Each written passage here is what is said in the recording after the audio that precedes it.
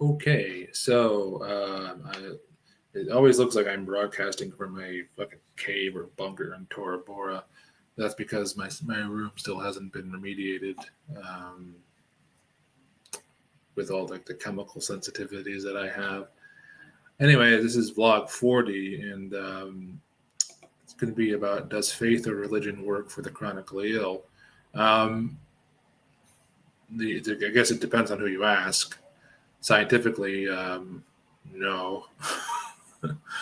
But there's a context to that, right? But I mean, because work is doing a lot of the heavy lifting there, right? Does it work at a social, emotional level of support? Sure. Does it? Where in the Bible where it talks about specifically that if you pray or if you have faith in Christ or something like that, or if you believe that Christ did actually perform curative miracles, then no, right?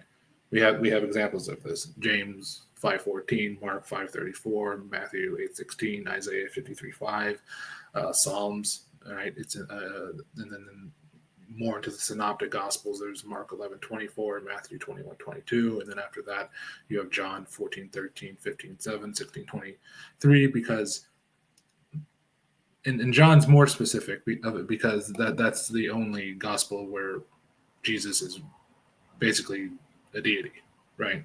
And on all the other ones, he doesn't claim to be God. But the point being is that the reason why I bring this up, and I think it's kind of important, is because there are a lot of people who have been chronically ill who are religious, and it just makes sense because there's more religious people than not. And when they do get chronically ill, there is a sense of frustration sometimes of, well, I was a good Christian or a good Muslim or a good whatever, Buddhist, or whatever the fuck they are, Jew, doesn't matter. And they go, well, I pray a lot, or I was extremely faithful, very devout, and I still am. I'm not getting well. Now, some of them don't think that that's how it works, but a lot of them do, right? Because a lot of times I'll see a post that'd be like, I'm going into surgery, or I'm sorry to announce I have stage whatever cancer. I need all my prayer warriors. And then I saw this a lot during the pandemic, which was, this person would get COVID and they'd be in the hospital, or their spouse would be in the hospital. And it's like, well, we need prayers up or something like that. And they were like, that person dies. And then it's like, well, how do you, in your head, especially me as an atheist, like, how do you square that? Right?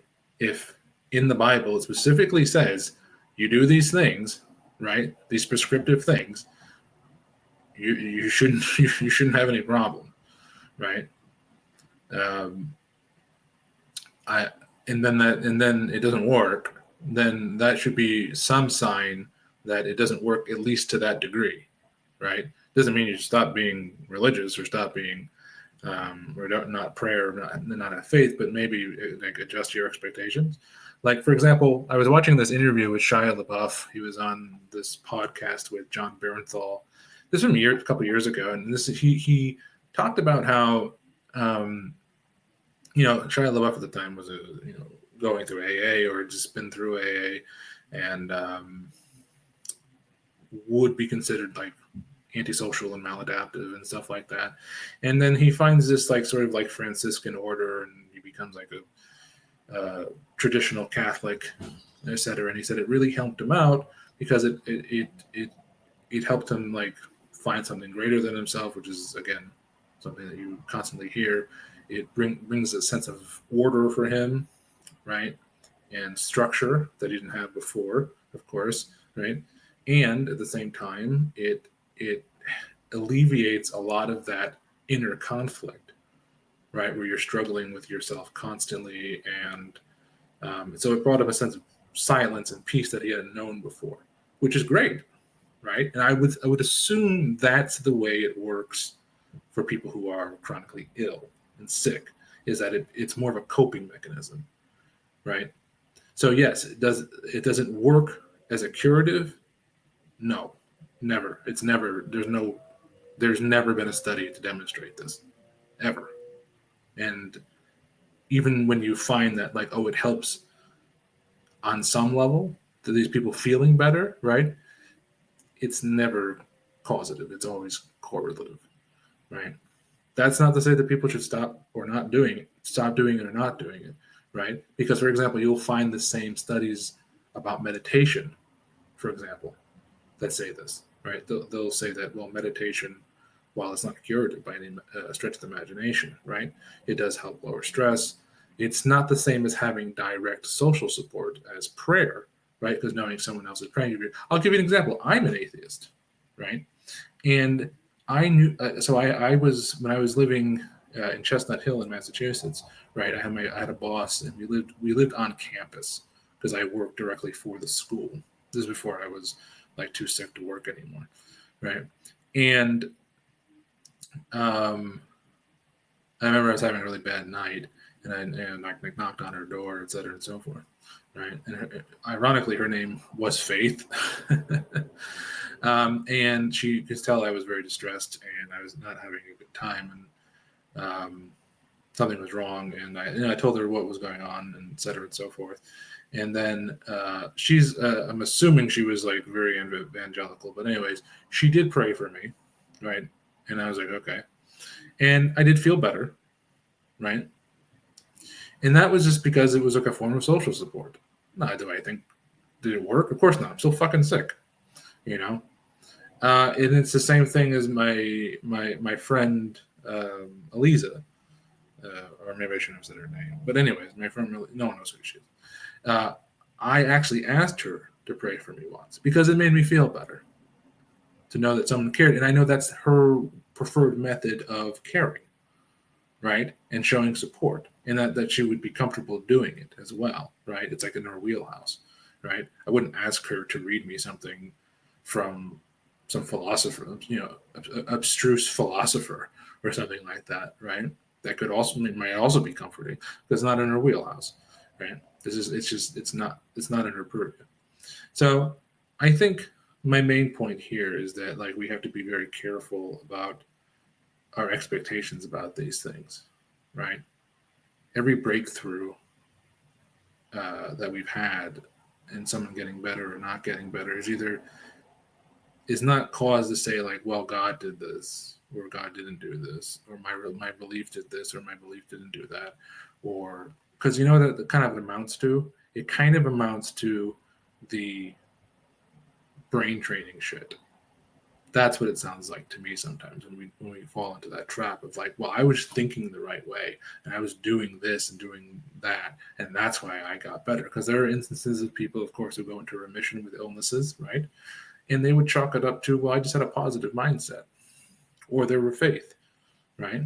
But then how would you explain some of my improvements? I'm not religious, right? How would you explain my improvements from 2022 to now, even though I'm still not feeling well? Like, how would you explain that? You can't. I'm not religious. I don't pray. I never pray. And it never occurs to me to, right?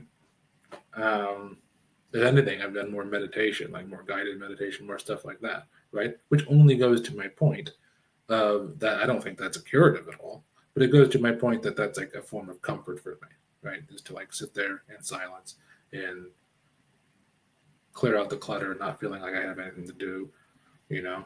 It's a form of self-support, right? So yeah, I do feel for the people who are religious, who are being sort of like, I think that are being preyed upon more than anything. That's what I disagree with the most. Obviously, I find most disagreeable about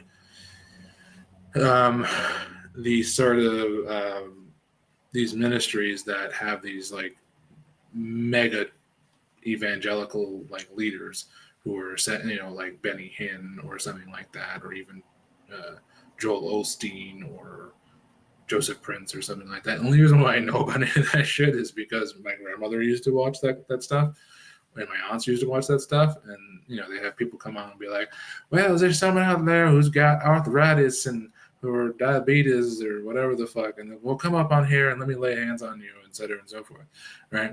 And then they're like, devil, take the devil's for some reason clogging this person's arteries or something, or giving this person hemorrhoids.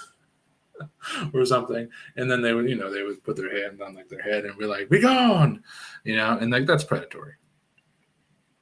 I mean, it's not a coincidence that it's happening in rural areas where they don't have access to like healthcare.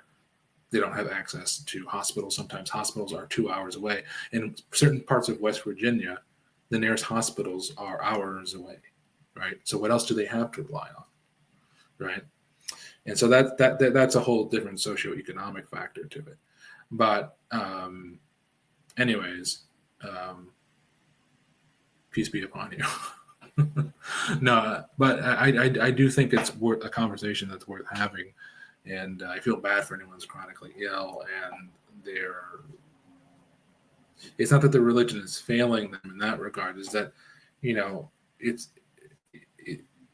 because I see some of them use it to guide them, for example, right? Be like, okay, well, I'm this is where I'm drawing my strength from, which is fine.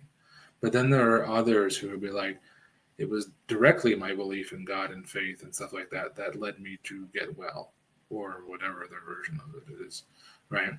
And if that were the case, we'd have more evidence of it, and we don't, unfortunately. So it depends on what you mean by work, basically. That I think that's what I come away with. I don't think it works for a curative. I do think it works to the level of comforting people and the level of as a coping mechanism. But beyond that, I don't think it serves much purpose. And we shouldn't invest any money into it, and you shouldn't give any money to any person who's religious and says, I can cure you through faith healing. Don't do that. You'll get in trouble. There has been enough parents in this country who've gone to jail because they decided not to take their kids to the doctor, and their kid died because they thought just prayer was enough and faith was enough, and it's not. So that's my opinion.